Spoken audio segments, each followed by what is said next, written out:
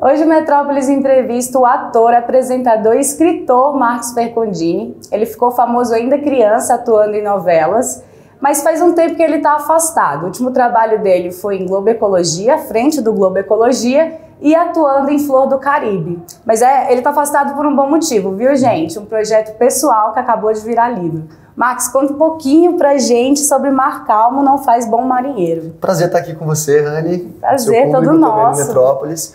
Bom, Mar Calmo Não Faz Bom Marinheiro, eu conto as minhas aventuras pelo céu, pela terra e pelo mar.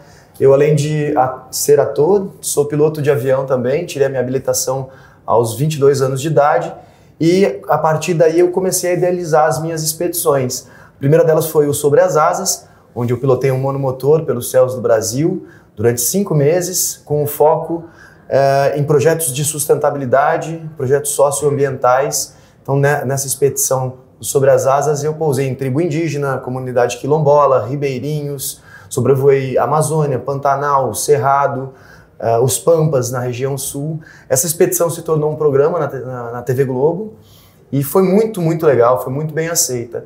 Depois eu resolvi que eu ia seguir por novos horizontes e aí então eu comecei a fazer uma expedição chamada América do Sul sobre rodas, onde eu dirigia um motorhome pelas estradas da América do Sul.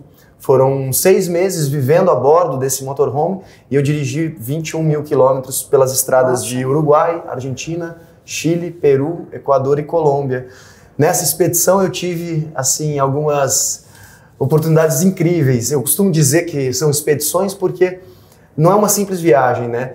E eu tive a oportunidade de ajudar a escavar um dinossauro de 90 milhões de anos que estava ali na região de Los Barreales, na Argentina. Escalei geleira, caminhei sobre geleiras também na Patagônia Argentina. Escalei o vulcão Vila Rica, um dos mais ativos da América do Sul. E assim, diversas outras coisas. Mesmo em Machu Picchu, que é um destino turístico, eu acabei tendo acesso, porque eu estava fazendo a gravação desses programas, a uma região uma área de Machu Picchu que ainda não está aberta ao público. Então eu fui lá justamente observar como que era o trabalho de reconstrução, né, ou de restauração daquele ambiente para ser aberto para visitação em Machu Picchu. Depois de ter feito o céu, a terra, eu falei assim, agora eu vou pelo mar. Foi então quando eu cheguei em Cartagena de las Índias, que eu vi aquele mar lindo, eu falei assim, quer saber? Minha próxima expedição vai ser de barco. Então eu me preparei durante 8 a 9 meses, tirando as carteiras, né, adquirindo conhecimento, para poder iniciar essa viagem, essa terceira expedição pelo mar. Meu veleiro eu comprei em Barcelona, na cidade de Barcelona, e levei ele até Lisboa, onde atualmente está o meu barco. Mas eu já naveguei pela Córcega, pela Sardenha, pelas Ilhas Baleares, onde estão as ilhas de Ibiza, Formentera, Maiorca, que são assim, um destino de beleza cênica incrível também. Já estive nos Açores, que são ilhas portuguesas afastadas da costa de Portugal, pelo menos umas 600 ou 700 milhas no Oceano Atlântico. Naveguei no Mar da Biscaia, o English Channel na Inglaterra, e aí no Caribe, Santa Lúcia, Bonaire, Curaçao, Martinica e que mais? Enfim, assim, ao longo desses 5 anos que eu vivo no meu barco, e a minha casa hoje é o meu barco, eu já naveguei por mais de 20 mil milhas náuticas. Uau! Mas isso era um sonho antigo seu? Você projetava fazer isso, assim, o dia que eu puder, eu vou sair por aí? Porque você tinha uma carreira aqui, né? Super famoso, super conhecido, uma carreira de sucesso como ator. Você sonhava em, não, um momento eu vou viver pra mim e fazer isso? Eu pensava assim, Rani, e vou te falar, na verdade, quando eu era pequeno eu tinha um fascínio enorme por natureza, por documentários que eu via, por viagem, por culturas, né, diferentes. Eu sempre assisti muito The History Channel, National Geographic, todos esses Discovery, né, todos esses programas, e tinha isso dentro de mim. Mas o que me fez colocar em prática o meu projeto mesmo, né, o primeiro, Sobre as Asas, foi quando eu tive a minha rescisão do meu contrato com a TV Globo como ator. Eu apresentava o Globo Ecologia, mas como ator eu deixei de ter o meu contrato. E aquilo mexeu demais comigo, me tirou da minha zona de conforto, e aí eu pensei e falei para mim mesmo, Max, você tem que colocar os seus projetos pessoais à frente dos projetos profissionais, porque a gente acaba sempre se deixando levar, né, pelo fluxo da vida, e eu tinha a condição perfeita para fazer a minha primeira expedição. Eu tinha o avião, eu comprei o avião, nunca foi um luxo comprar o avião, nem vaidade. Eu comprei o avião para poder treinar e para ter a liberdade de fazer as minhas expedições sem depender de ninguém. Por isso que eu me tornei piloto, por isso que eu me tornei velejador, capitão do meu barco, porque eu queria ter essa liberdade para buscar o destino que fosse no meu caminho. E visto ali nessa situação onde eu estava fora da minha zona de conforto, foi o que acelerou o processo, porque talvez eu só fosse fazer as minhas expedições, essas minhas grandes viagens, talvez quando eu tivesse aposentado ou mais velho, mas aí poderia ter filho, então assim, ia postergando. Então foi bem importante que eu tivesse tido esse mar revolto, né? Como a gente diz, por isso que mar calmo não faz bom marinheiro. Então assim, eu consegui enveredar pelos meus projetos. E eles acabaram se tornando também projetos profissionais. Você fez todas essas viagens sozinho? Onde que você teve companhia? Onde você não teve? Eu tive a companhia da minha ex-mulher nas 2 primeiras expedições. Esse era um projeto que eu idealizei e vendi os episódios para a TV Globo. E eu chamei a minha ex-mulher para participar junto comigo como apresentadora. Então nós fazíamos uma dobradinha bastante grande. Agora, as imagens que vocês provavelmente estão mostrando aqui, que vocês estão vendo, das expedições, a gente não tinha equipe.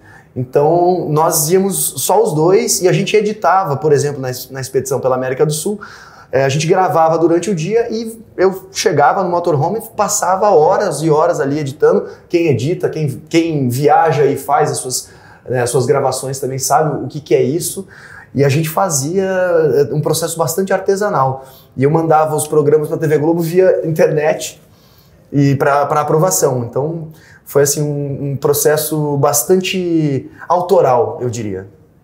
Tem algum momento especial que você conta aqui pra gente? Não, com certeza tem muitos momentos especiais, mas tem aquele que te marcou especialmente, assim, nossa, esse realmente foi inesquecível, que a gente vai conhecer aqui no livro? Assim, é difícil dizer, porque tem muitos momentos e muitas reflexões minhas também, que eu coloco no livro, tento rechear o livro com bastante memória, né, e especialmente assim, os motivos que me levaram a seguir nessa vida de aventuras. Agora, tem uma frase que as pessoas estão compartilhando bastante nas redes sociais e que até me surpreendeu, porque quando a gente escreve o livro, né, encarar a página em branco, é um processo ali eu estou confectando, né? É artesanal também, né? Eu estou trabalhando as palavras com o que eu quero dizer, mas na hora que eu recebo o feedback das pessoas, é pela emoção que elas sentiram. Então eu fiquei muito agraciado assim, com a repercussão que teve. E uma das frases que mais viralizou é no momento que eu estou velejando no mar Mediterrâneo e com aquele mar azul, aquela beleza, né, cênica daquele mar tão bonito que é o Mediterrâneo e a costa, no caso ali eu estava na costa da Espanha, e aí eu escrevi: de repente percebi que a vida pode ser resumida a uma gota no oceano, mas só quem conhece a profundidade do mar sabe que a resposta não está na superfície. E aí essa frase tem repercutido bastante, as pessoas têm postado, eu até compartilho também as postagens, mas não só isso, assim, tem muitos momentos. Tem um quase encontro com um barco de refugiados também que eu tive. Por sorte eu não encontrei com eles, eu conto logo no início do livro também. Então assim, tem momentos que são atuais e tem momentos históricos. Eu decidi comprar o barco em Barcelona e levar para Lisboa porque eu queria justamente navegar a partir de onde os grandes navegadores da era de ouro dos descobrimentos, como é dita, saíram. Então o Rio Tejo para mim era muito importante. Foi uma emoção muito grande quando eu cheguei no Rio Tejo. Tem até imagem disso também. E ali eu conto um pouco sobre os personagens que estão por trás das grandes navegações, como o infante Dom Henrique, filho de um dos reis lá, que agora não me lembro o nome, porque são tantos reis portugueses, mas o infante Dom Henrique era o príncipe navegador. E é muito curioso porque reza a lenda que ele enjoava nos barcos e que ele nunca fez uma grande navegação, mas ele que reuniu o conhecimento da mítica escola de Sagres, que seria aquela escola fundada por ele para reunir todas as informações ali, todo o conhecimento náutico que tinha na época. Então, desde do uso da bússola, cartografia e tudo mais. Ou seja, o meu livro, assim, eu coloco... Ele é um livro autobiográfico, eu posso definir ele dessa maneira, mas tem, assim, a minha aventura toda nesse primeiro ano vivendo no barco e muitos momentos onde eu descrevo ou uma paisagem, ou uma cultura de um país, ou algo histórico. E eu acho que é um livro completo para as pessoas poderem viajar junto comigo. Agora, Max, mar calmo não faz bom marinheiro. Teve momentos aí também nessas viagens que, imagino eu, não devem ter sido muito só bons, né? Não deve ter sido expedições só de viagens, só de momentos bons. Teve algum momento que você se arrependeu, sentiu solidão, medo? Enfim, você tá velejando no mar, né? Tem um pouquinho de tudo, porque quando eu comprei o barco, eu tinha pouca experiência e eu também comprei o barco para fazer a expedição, né? O projeto é esse, me encantei com esse universo. Mas quando eu comprei o barco, eu por ter pouca experiência, eu estava me testando também, testando os meus limites. Então você falou né, de arrependimento. Teve um dia que eu saí, eu não me lembro agora de que cidade foi, não sei se foi de Adra, na costa da Espanha, ainda navegando no iniciozinho, né, saindo de Barcelona, percorrendo toda a costa da Espanha. Eu cheguei, eu tava navegando e eu tinha negligenciado um pouco a condição meteorológica. Eu, como piloto de avião, tô acostumado a ver as condições das nuvens, né, a condição atmosférica. E a condição marítima, nesse caso, eu olhei assim mais ou menos e, de fato, a corrente estava contrária e as ondas estavam... Não eram ondas grandes, porque o Mediterrâneo é raro ter ondas muito, muito grandes, mas eram ondas com um período muito curto. Ou seja, o barco batia muito e eu contra as correntes não avançava, não ganhava, né, não desenvolvia velocidade, não conseguia avançar com relação ao solo, né, o que a gente chama de ground speed. E aí eu sei que eu me segurei ali atrás, estava sozinho, eu olhei, pensei assim, o que eu tô fazendo aqui? E nessa hora eu peguei a carta náutica e procurei uma marina próxima. Por sorte tinha, né, a costa da Espanha tem bastante, a costa de todo o Mediterrâneo na Europa tem bastante marinas para você aportar, às vezes uma baía, uma enseada, mas eu encontrei um porto ali seguro, que se eu não me engano era o porto de Motril, Puerto Motril, na Espanha. Consegui entrar depois de 1h20 de navegação. Quando eu cheguei, a minha perna tremia. Desci assim do barco, amarrei o barco, a minha perna tremia, eu sentei. E aí, peguei o telefone e liguei pra minha mãe. Falei, mãe, não sei se eu tô fazendo certo da minha vida. E eu falo da minha mãe porque eu cito ela no livro também. Ela é uma personagem bastante importante pra mim e pra história que eu conto, história real da minha vida, porque a minha mãe é um exemplo não só pra mim, ela chama atenção por uma coisa muito específica. Ela é médica, ginecologista e obstetra, aposentada já, e com 67 anos, mas aos 60 anos ela tirou a carteira de piloto de avião. Ai, então nós dois voamos juntos. Isso é uma coisa muito, muito única. Eu não conheço muitas histórias assim. Acho que minha mãe, pela idade com que ela tirou a primeira habilitação dela, provavelmente ela foi a mulher mais velha a ter a primeira CHT, que é a habilitação técnica de piloto, né? E a gente voa junto. Quando eu estou aqui no Brasil, geralmente a gente combina de fazer algum passeio. Eu ainda tenho o avião aqui no Brasil, mas em sociedade com ela, porque ela queria também ter a liberdade dela para poder voar quando quisesse. E nesse caso a gente faz as nossas aventuras aéreas, eu e minha mãe. O fruto não cai muito longe da árvore, né? Max, agora, essa viagem, assim, ao mesmo tempo que demonstra um certo desprendimento, né?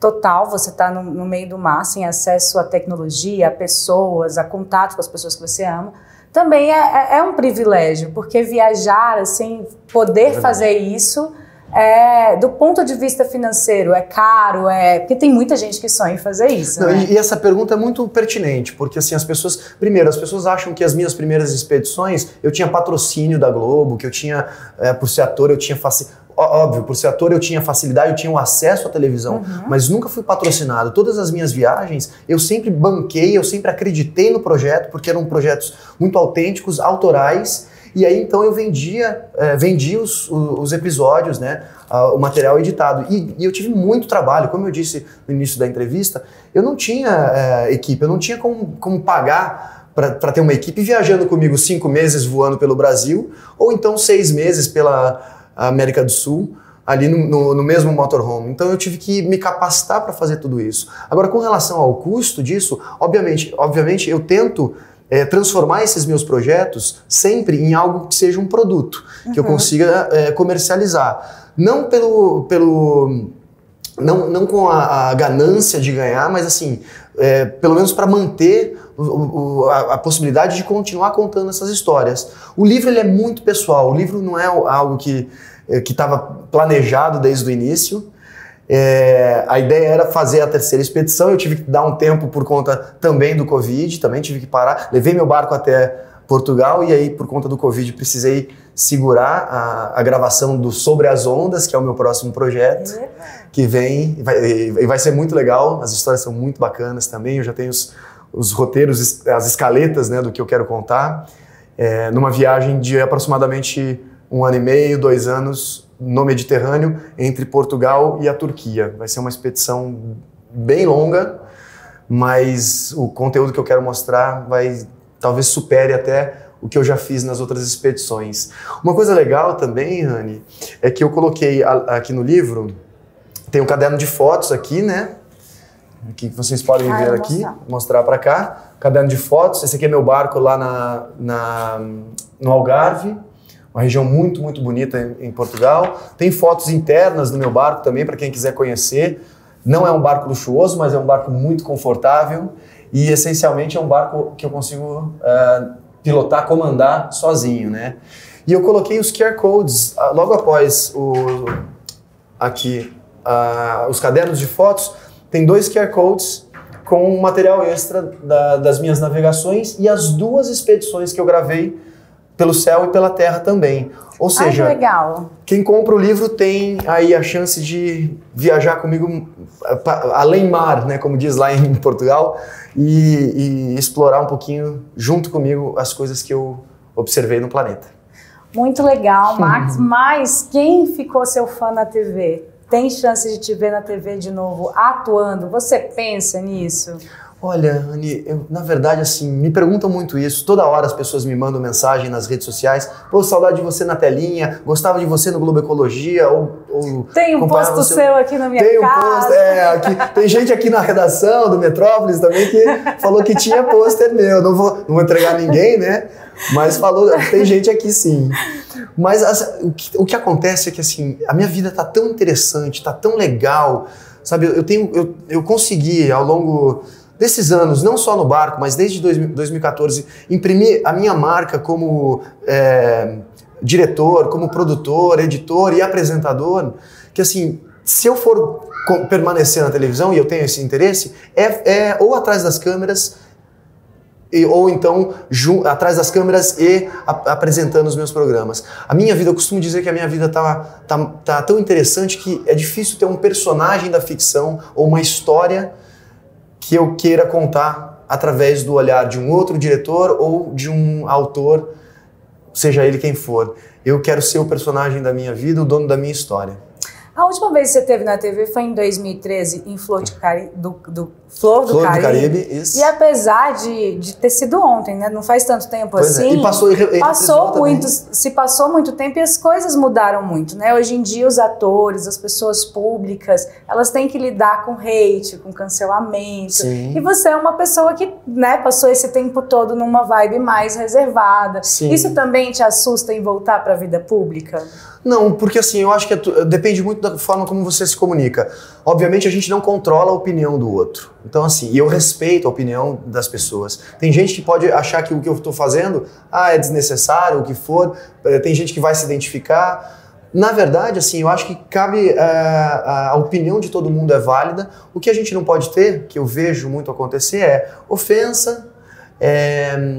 O cancelamento eu acho que é uma coisa tão imatura, é de uma imaturidade tremenda, porque assim, eu perdoo tão facilmente as pessoas. Eu aprendi, né, uma das minhas maiores lições nessa viagem foi a tolerância, e especialmente a tolerância comigo.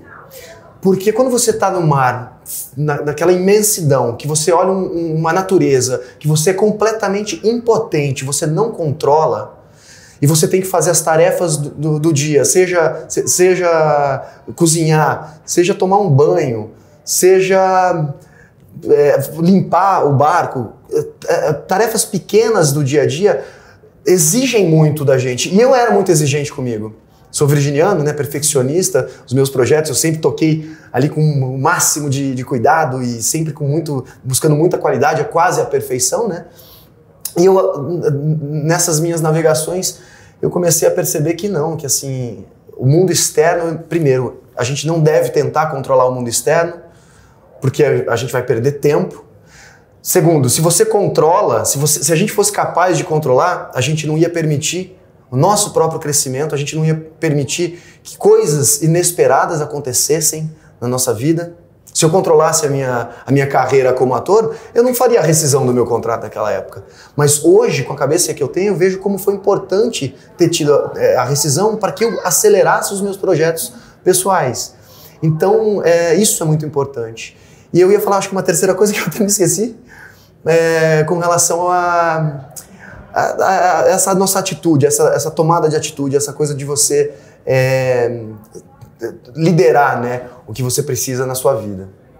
Agora, você começou adiantando aí os seus projetos, era uma das minhas perguntas aqui. Lançando o livro, quais são os seus próximos projetos? Então, eu vou fazer a expedição sobre as ondas, é o que eu tenho o maior interesse. Tem a história de um personagem, e aí sim, para quem tem interesse em me ver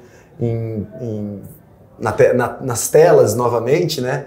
Seria na telona, tem uma história de um personagem, um piloto francês, que eu gostaria muito de transformar no roteiro de um filme. É um livro de 700 páginas, chamado Jean Mermoz. Uma história que eu gosto muito, e esse piloto, ele se assemelha muito comigo em alguns aspectos, pela aventura, por ter desbravado o Oceano Atlântico. Ele foi o primeiro a fazer um voo noturno sem escala entre a Europa e o Brasil, pela Aeropostale. E eu quero transformar essa história num filme. Eu sou amigo do autor. O autor desse livro, Roberto da Silva, até falando dele também. Quem tiver interesse, pode procurar o livro do Jean Mermoz. O Roberto da Silva fez a revisão do meu livro também. Ai, então, esse seria um projeto para o cinema que eu gostaria de fazer. Mas assim, eu estou muito focado agora no lançamento do livro, Mar Calmo Não Faz Bom Marinheiro. Tenho me dedicado bastante aos convites de palestras. Estou fazendo algumas palestras também sobre esse enfrentamento das adversidades, sobre o que eu passei, como, não diria um exemplo, né? Mais uma referência ali de como se pode tomar o rumo da sua vida. E para esse ano, agora a gente já está quase no finalzinho do ano, então eu ainda tenho bastante coisa para fazer. Max, boa sorte nos seus projetos. Obrigado, obrigada amiga. por ter vindo aqui Imagina, na redação. eu achei lindo Foi uma aqui. honra te receber. Obrigado a vocês, obrigado Estou pelo espaço. ansiosa para ler. Quem quiser comprar meu livro pode ir na livraria Leitura, ou então no meu site, que é maxfercondini.com/livro. Quem comprar pelo meu site, eu mando autografado agora nas semanas de lançamento. Então tá bem legal. E queria só agradecer aos meus apoiadores, que é a Hangar 33, o Bom Barco, Magma Yachts e a Livraria Leitura. Muito obrigado. Obrigada a você, Max. Foi ótimo. Adorei. Um beijo. Um beijo. Ai, gente. Esse beijo é que ela vai distribuir para toda a equipe depois, Vou tá? distribuir.